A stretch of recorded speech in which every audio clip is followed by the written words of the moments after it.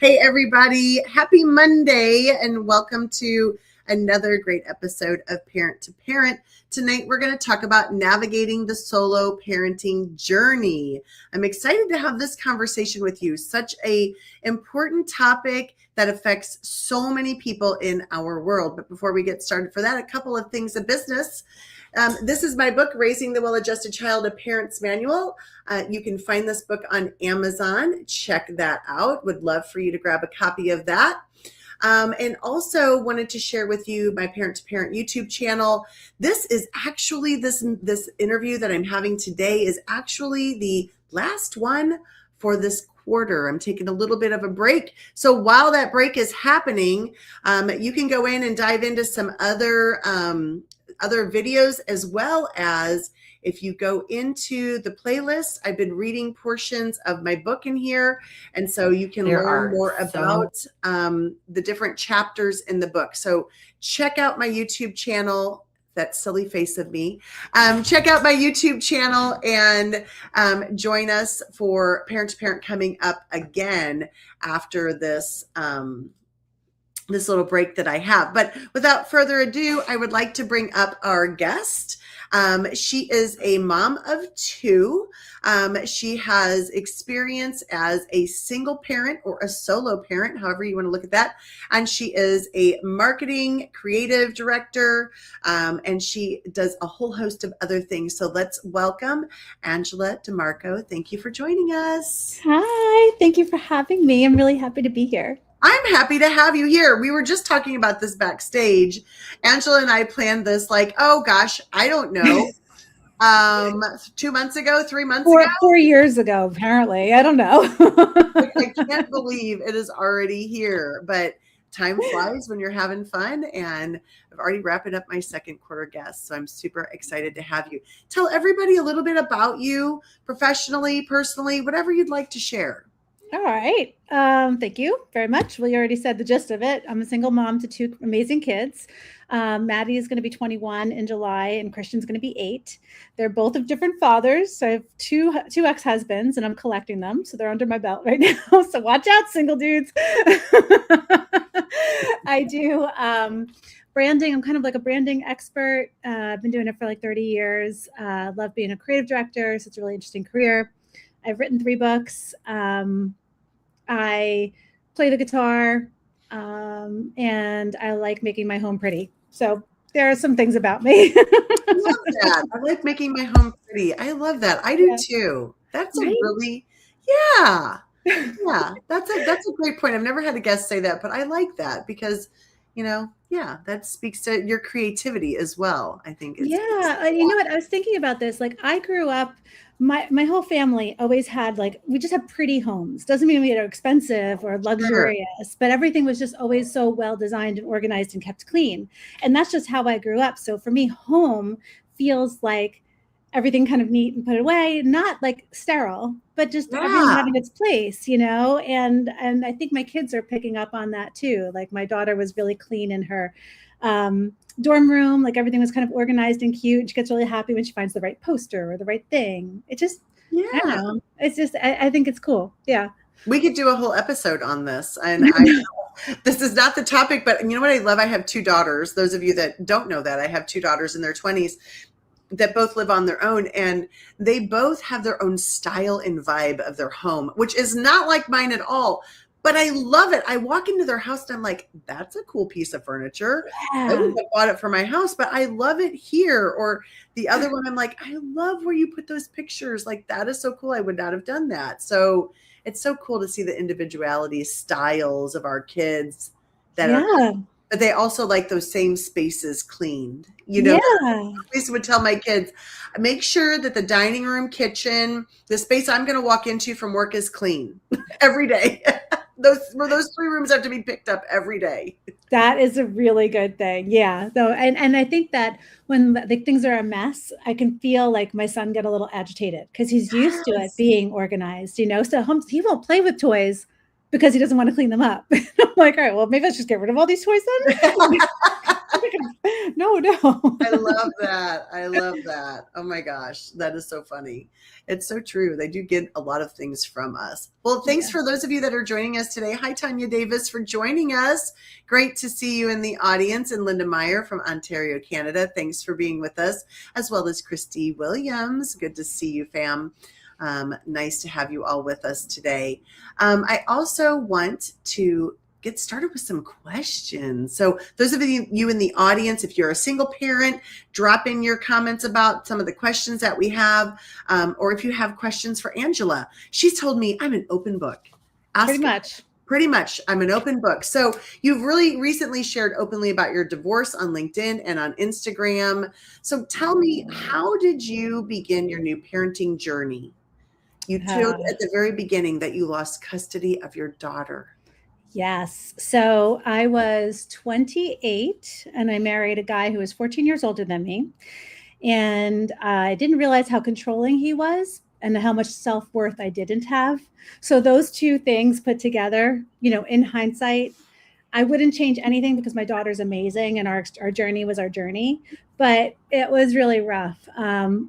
I just was waffling around. And then when I had her, the minute she came out and they put the baby on your chest, I was like, oh, I'm supposed to be a mom. Oh, this is all I want to do now. Like, forget work, forget everything. I just want to be with this, Yes. And so I started to realize how controlling he was. Like, he made me go back to work when I didn't want to go back, and he made plenty of money. So it wasn't that. And, I didn't have enough self-worth to be like, this is what I want to do and we'll figure it out, So we were just not doing well. But Maddie, right before she was 3, and I told him I wanted to leave, and he almost killed me. He beat me up so bad he almost killed me. Oh. And I didn't expect it. He never laid a hand on me prior to that. And she remembers all of it because she was there. And he was just awful. So when we were going through the divorce, he was like, you think just because you're the mother, you're going to get her, you're going to get custody. And if you move out of Brooklyn, you'll never see her again. Like, he was really threatening and he scared me. So he made me out to be a monster to everybody. Everybody listened to him. Nobody listened to me because I was very honest and very like, what do I need to do to get my kid? And I just couldn't believe it. So we were fighting for a year and a half. And before it really went to trial, I had to sign off on paperwork to have like this custody agreement that gave me a lot of custody because he didn't really want her. So I had her like every weekend. I had access to the apartment, like all the things, but he had custody and I had to pay child support. And it was this whole thing. And he dragged my name through the mud. I lost all my friends in their neighborhood. And it was demoralizing. I'm the mom. I'm supposed to have custody of my kid because everyone was basically like, what's wrong with you that you don't have custody of your kid? I'm like, well, my ex was a monster, but I was afraid to say anything. He would stalk me. He'd be like, oh, why aren't you home working? Why? Like, it was bad. And nobody believed me. They wouldn't let me use the abuse in court. It was awful. So when I didn't have my kid, so we had every other weekend, but when we didn't have her, I was like paralyzed. I almost had like a nervous breakdown. I didn't know what to do, but I started just showing up. I was living at my mom's house. So it was basically a 45-minute commute. Well, I'm in New York. So it was like an hour and a half commute that would be 45 minutes. Yeah. And I made that commute every day. I would go in just to see her get ready for school. I would go in to do lunch for her because you can have volunteers. I would go in on a Wednesday and we had a whole routine. And then every Friday I picked her up, brought her home every Sunday. And every Sunday it was like pulling her off of me because she didn't want to be with her dad, who was not being good to her. He was not being abusive to her, but he was not being good to a little girl. She didn't understand. Like I found out later, he would do things like if we were talking on the phone, now this is landline days. So we'd be talking on the phone and he would cut the power so she couldn't talk to me.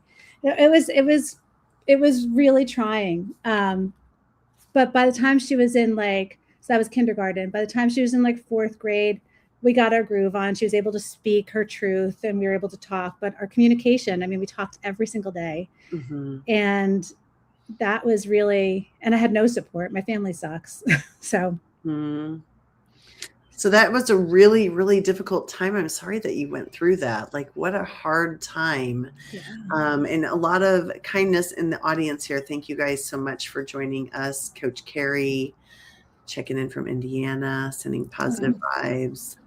Our self-worth determines what we say yes to. So I'm So true. assuming you have done some work to improve that, right? Like, that's what I'm hearing from you right now. You know your worth. Yes. Yeah. Well, honestly, it's funny because, I make a joke that I'm collecting ex-husbands. Now, the guy that I married, Christian's dad, completely different situation. Now, I was in a much better space. I did a lot of healing. I actually was sober for 14 years, and I was really involved with AA and just therapy and spiritual health. Like, I just did everything I could for my soul and became a different person. I cut off my family because they all sucked. And then when Christian's dad and I got together, he's a good man. He's not a bad guy by any means, but we were like in a business relationship. There was no romance, and I want romance. I mean, I deserve romance. Yeah. So when we decided to split, we went through mediators. Like, it was really easy. Like, we went through a mediator. I was going to have custody of Christian, but I make sure that he gets everything, all the time together. And it's just a much different kind of relationship. It's mutually respect for the most part. I made a post about Mother's Day where he was like just a jerk about it. So I screenshot it and made a post about it. So you can go back in my profile and see that. But I demanded my worth.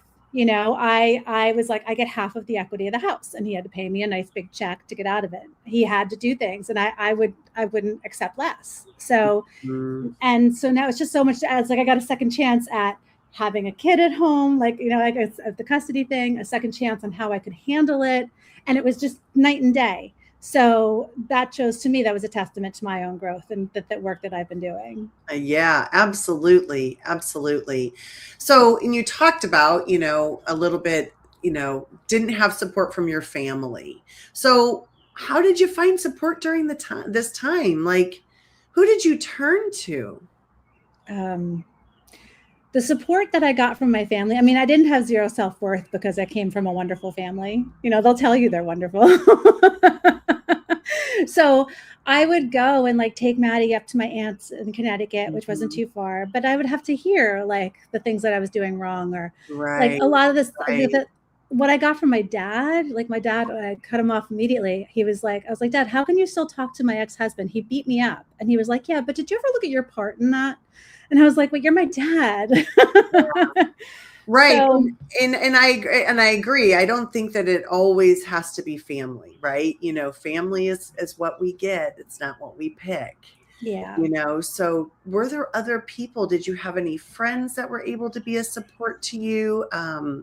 Anyone at the schools, anything like that you were able to find support? You talked about using a mediator. You talked about going to therapy. Or any of those pieces supportive for you as a parent? And if they weren't, that's okay. Yeah. I think, just keeping me together emotionally, like those things were the glue to keep me held together, but through as I was building my self-worth, I have like a best friend who is really, really amazing for a long time. We had a big falling out this past summer. We were business partners.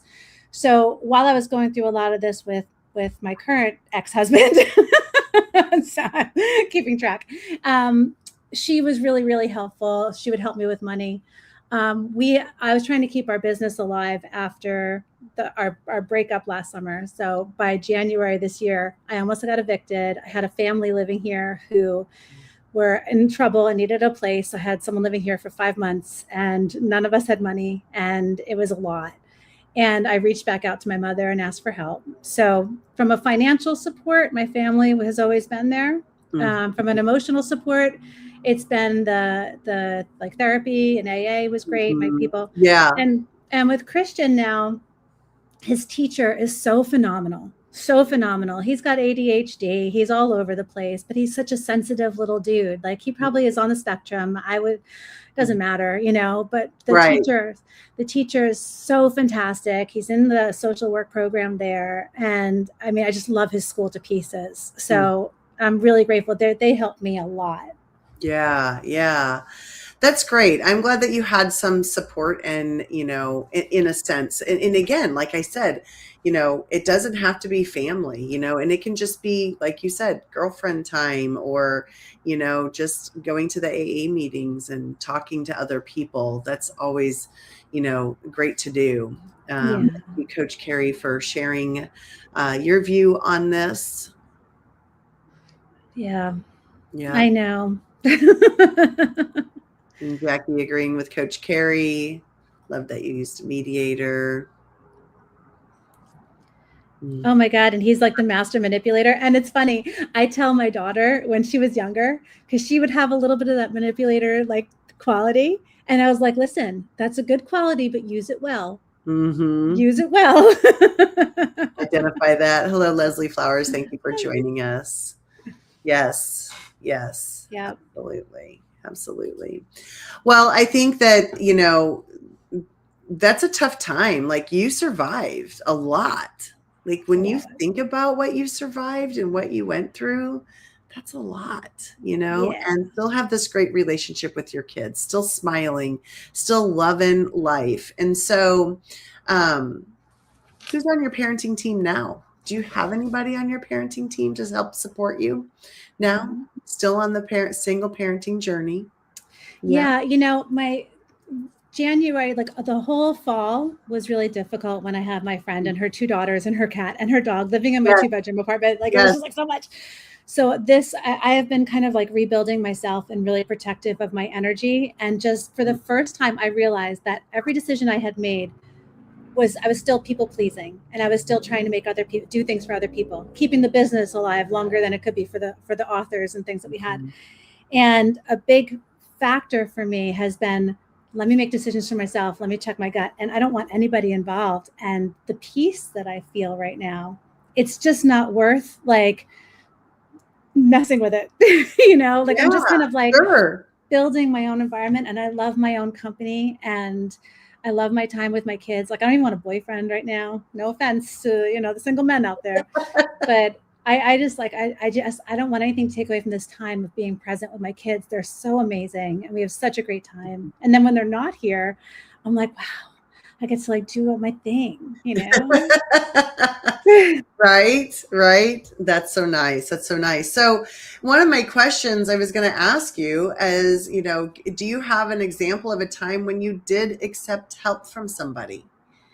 Accepting help and asking for help. Did you accept help from anybody ever?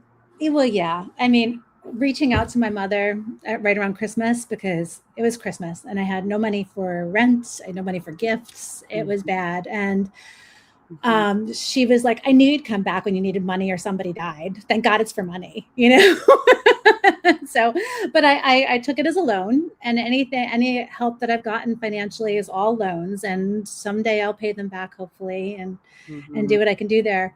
But one thing I would love to suggest to people, if you have single mom friends in your life, is to just offer help, because it's hard to ask.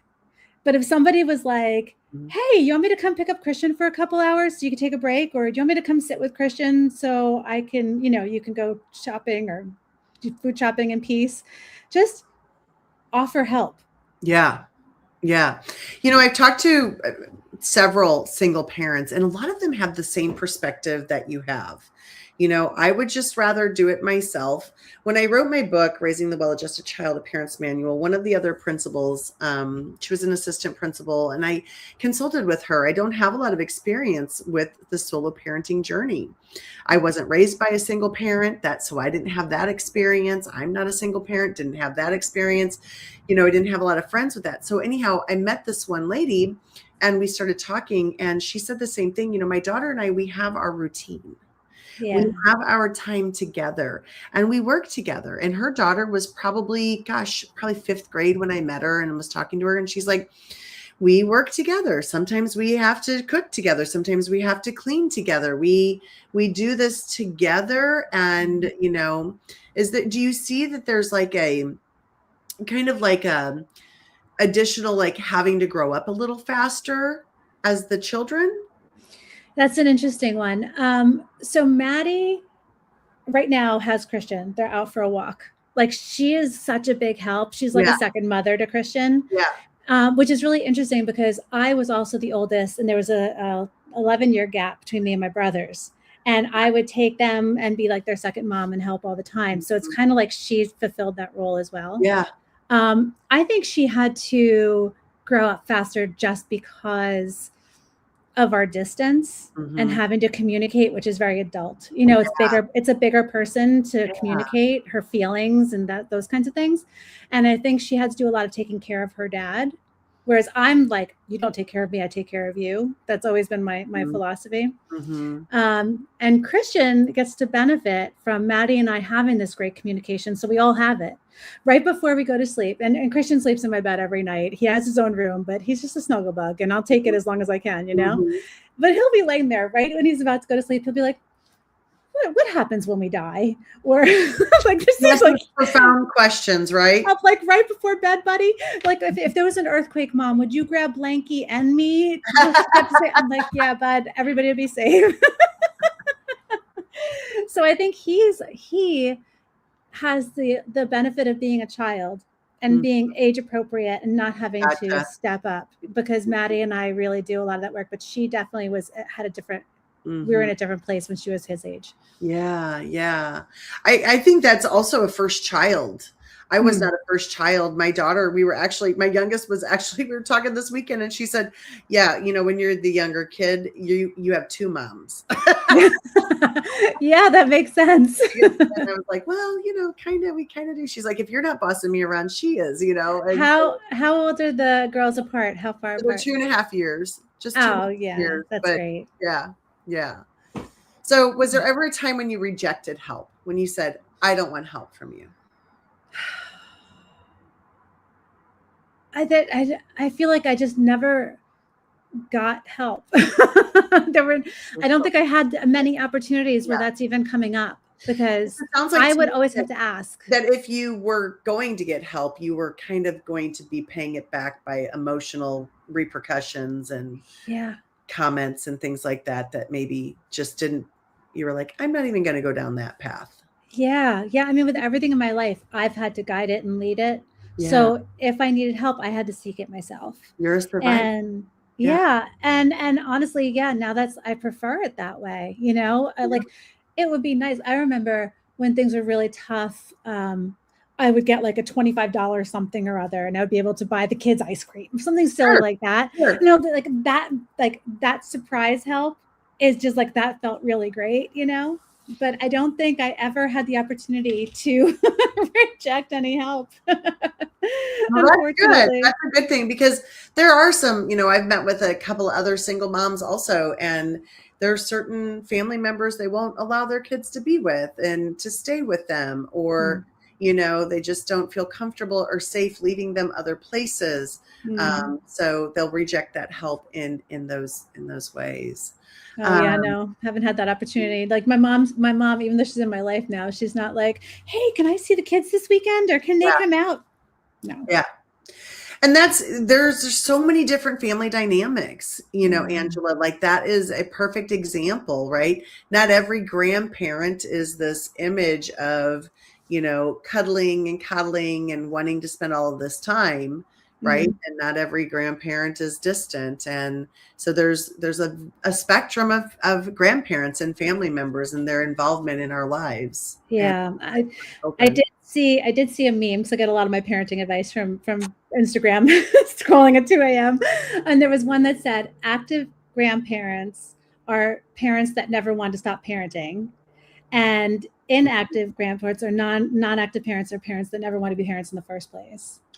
Ooh, wow, that is interesting. I felt that, because that's how both my parents are to me. Like, they weren't great parents to me. They ignored me a lot, and they're not involved with the grandkids. You know, it's more for show. And that's where we learn our parenting models from, right? Unless you're seeking out other treatment, other ways, learning other things, which is why this show is so important to me, because there's so much for parents to learn. Why I try to bring new people on so they can hear other examples, they can listen to other people and how they parent. How did they survive being a solo parent, right? That's what you're sharing. You have survived being a solo parent and have thrived being a solo parent, you know? Yeah. And you love your kids. I mean, every time I've talked to you, you're just like oohing and eyeing about your kids. And I think that our first call, your son was waiting for you to play video games with him. You're like, Yeah. come on, buddy. I know it's almost my turn, but I'm going to finish this conversation. Like, what are the moments that our kids want from us? It really doesn't matter. I mean, you know, just in my own personal experience, you know, some of my kids' comments were like, I didn't know you and dad didn't have money at this time, or we never felt like this, you know, you always spent time with us. And I think when people remember that quality time that you spend together and the love and care and attention that you give them, that's where their memories most stand out. Don't you think? 100%. And I just did a post about this past weekend. Like, when I was going through the divorce part of it, you know, the custody battle, and I was in tears. This was with Maddie, her father, and her legal guardian pulled me out of the conference room because she couldn't do anything for me, and she saw how I was being treated and just ignored by everybody, and nobody gave a shit about my feelings. And she said, kids don't remember what they had for lunch on a random Tuesday in October in second grade, and they don't remember what they wore on any given day of school. They remember their pets, and they remember their vacations, and they remember their traumatic experiences, right? Yeah. Those are the things that you remember as a child. And so that was the one thing that I held on to while I was going through it. So that's why I started to make every weekend as memorable as possible. Even if we were baking a cake from scratch or going for a hike, you know, whatever it was, we always did something that was special. And it always felt like a party when we were together, you know, okay, you're here. So what's dessert tonight? You know, it was always just, that was the thing. And it didn't matter about money. It mattered about my presence with her. I love that. And I love, you know, you can make so much out of so little. Yeah. With kids. Oh yeah. Go to the beach and collect shells and you can make so much out of so little. Yes. Yeah. Yeah. You can. Yeah. I love that, Angela. That's amazing. So what is the best part of being a parent for you? Oh my God, just experiencing the world through their eyes, you know, and sharing what I know about reality and life and the spirituality and the things that I go through. And like my I'm so in tune and so aware of life now, unlike I ever have been before. And Christian said to me, his grandma on his dad's side, why does Nona like Jesus so much? She's a real, you know, she's just really about Jesus. And I was like, well, because I think Nona is pretty unhappy in her life. So she's looking for happiness outside of her life. And I was like, but I'm sitting there commenting on the trees and how beautiful the day is and how much funny he is and all the things. And I was like, mommy's really happy here with you. That's why I'm not spending time somewhere else. And just having those kinds of like big conversations, it's magical because his brain is like, and I'm shaping the way he thinks. And I'm so aware of what I'm saying and doing. And I never had that before with any relationship other than with my kids. And I think that it's really magical. And they both look up to me like, yeah, Mom, they appreciate everything. And it's just this mutual amazing adoration. Like I said, I don't want to date anybody. I just want to be with me and my kids right now. Like it's like, so you had to have learned that somewhere. It's all been the work I've been doing myself. Yeah. You had to have learned that somewhere because you were not raised in that mindset. So you've had a mindset shift somewhere along the line and you're passing it on to your children. How amazing is that? It's pretty amazing. Yeah, I'm breaking whatever they say, the generational cycle, yes, you know. Trauma, exactly. Yes. Yeah. I love that. Excellent. Great work for you. Love a few other comments. Good for you, Christy Williams. Well, adjust. The children have more opportunities to grow up as well-adjusted adults. That is very true. And Christy, I know, single parenthood almost broke her. I know. You are one strong mama. Hang in there. Christy, connect with me. Let's chat. DM me. She will connect with you. She's amazing. You're going to love Christy. So last question. What is one piece of advice you have for a solo parent right now? Oh, trust your instincts. Ooh, that's a good one. Trust your instincts. That's all I've been doing lately. And everything seems to go right when I trust my own instincts. Do what makes me happy. Mhm. Know what makes my kids happy. And also being really aware of our kids without worrying about how it looks to everybody else or what the society wants to say is up with our kids. Like Christian needs quiet time in the classroom. Christian is brilliant and he can't stand all the noise and all the things. So I work with his teacher so that he can get what he needs so that he can enjoy. He still hates it. He hates his teachers. It's the worst in the whole world. But being really aware and in tune with what they need as opposed to what it looks like to other people and what the society wants us to do. So I just trust my instincts. That's my advice. I love that. I love that.